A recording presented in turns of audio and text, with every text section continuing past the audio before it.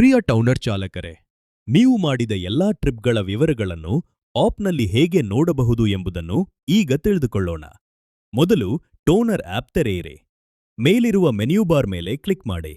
ಅಲ್ಲಿ ಇರುವ ಮೈ ಟ್ರಿಪ್ಸ್ ಆಯ್ಕೆಯನ್ನು ಕ್ಲಿಕ್ ಮಾಡಿ. ಇಲ್ಲಿ ನೀವು ಮಾಡಿದ ಎಲ್ಲಾ ಟ್ರಿಪ್ಗಳ ಹಿಸ್ಟ್ರಿಯನ್ನು ನೋಡಬಹುದು.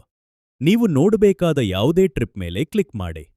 ಈಗ ಆ ಟ್ರಿಪ್ನ ಸಂಪೂರ್ಣ ವಿವರಗಳನ್ನು ನೋಡಬಹುದು.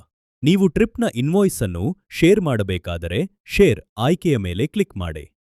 ನಂತರ ನಿಮಗೆ ಬೇಕಾದ ಯಾವುದೇ ಆಪ್ ಮೂಲಕ ಶೇರ್ ಮಾಡಬಹುದು. ನೀವು ವಾಟ್ಸ್ಆಪ್ ಮೂಲಕ ನೇರವಾಗಿ ಶೇರ್ ಮಾಡಬೇಕಾದರೆ ವಾಟ್ಸ್ಆಪ್ ಆಯ್ಕೆಯನ್ನು ಕ್ಲಿಕ್ ಮಾಡಿ.